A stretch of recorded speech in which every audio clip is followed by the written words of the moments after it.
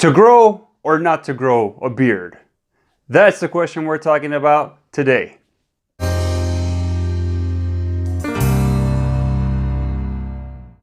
Fellas, welcome back. It's Robert, your everyday gentleman. And today we're talking about beards. Should you grow one? Are you able to grow one? And if you do, how do you go about doing it? Now, the ability to grow a beard can give you a lot of advantages. Aside from giving you that instant look of masculinity and maturity, having a beard can also give you the opportunity to give your face some additional structure and also hide some things that you might want to hide if you have things like blemishes or acne scars. Now, your ability to give your face a more muscular or more structured jawline falls on how dense of a beard you actually have. But if you're able to grow a nice beard, it can make a big difference to the way your face looks. Now, take a look at the way I used to look before I started growing out my beard. Now, at the time, I liked it. I thought it wasn't too bad. Looking at how I look now with a more full beard, I think this particular style gives my face a lot better structure and gives me a better look. However, even just having stubble can make a substantial difference when you compare that to having a clean shaven face. Which brings us to the next question. Do you grow stubble? Do you grow a more full beard? Or do you go all ZZ Top and Gandalf and grow a nice big long beard?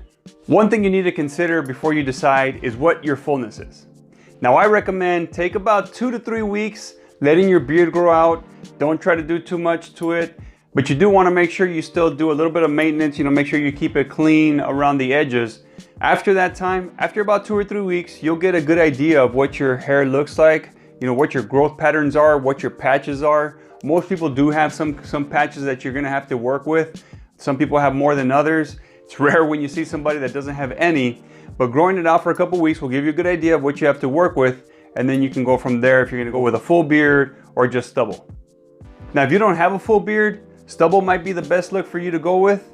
However, if you want to try to grow a fuller beard, there are some things that you can do. One of them is your lifestyle. Now, your lifestyle is extremely important, not just for your beard growth, but for your overall health. Doing things like regular exercise, proper nutrition, and getting enough sleep and rest are important, like I said, for your health, but also have the added advantage of stimulating beard growth. These things make sure that your body is getting the proper amounts of testosterone and vitamins and minerals to help you grow a nice, full, and healthy beard. Now, there are a couple things aside from that you can do that I personally haven't tried, but I have heard people have some success with it. One of them is minoxidil, which you might know as Rogaine. Now, minoxidil is very effective at helping you grow and maintain your hair. However, I have heard that it's something that you need to continue to use. If you stop using it, that new hair is basically going to fall back to where it was prior to using it. The other thing you need to be aware of is there might be some side effects. I've heard of things like lightheadedness, dizziness, dry skin. So if you are using it, make sure that you're moisturizing your face properly. Along with minoxidil, I've also heard microneedling is something that could work. Microneedling is a roller that has a bunch of little needles on it, and what you do is you roll that on the areas that you want to stimulate hair growth. It works really well when you pair that with minoxidil. The little needles make little holes in your skin that help to stimulate the blood flow, and then minoxidil works in conjunction with that to grow new hair follicles and strengthen the ones that are already there, which will lead to you having a nicer, fuller beard. Now, whatever the fullness of your beard is, you got to make sure that you're maintaining it and trimming it regularly. Now, this can either be done by you or by a barber.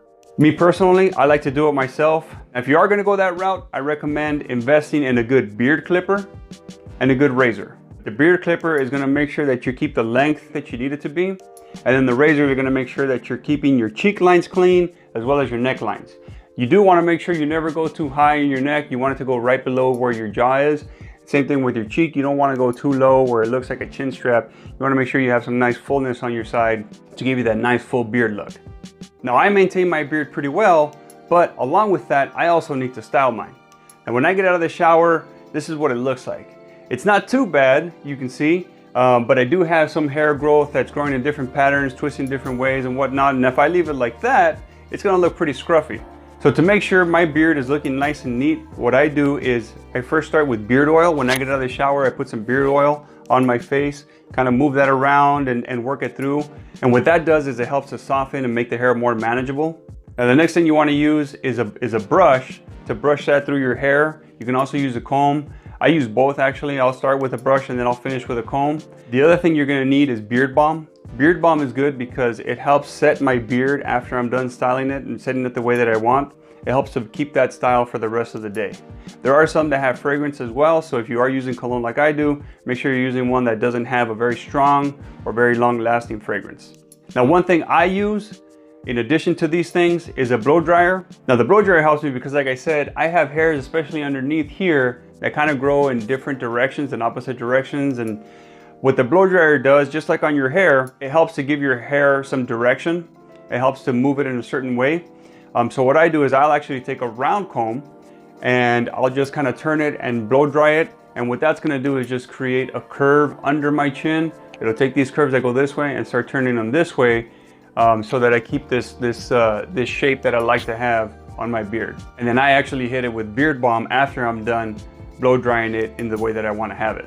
Now, if you want to see a video on how I maintain, trim, and style my beard, put that down in the comments below and I'll make sure to work up a video of that for you.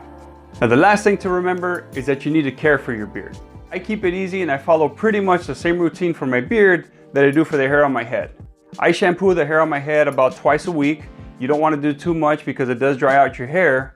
And then I condition my hair pretty much every day. So I do pretty much the same thing for my beard. The only difference is that I'm using, and I recommend you use, products made specifically for your beard. The hair and the skin on your beard is different from the hair and the skin on your head. So if you're using a product that's formulated for that area, it's going to work a lot better for you. Now follow these tips and you'll be well on your way to having a beard you can be proud of. If you like this video, make sure you hit that like button down below. Remember to let me know if you want to see the video of how I maintain and style my beard. Remember to subscribe and hit that notification bell so you catch all future videos. And remember, being a gentleman is an everyday thing. Take it easy, fellas.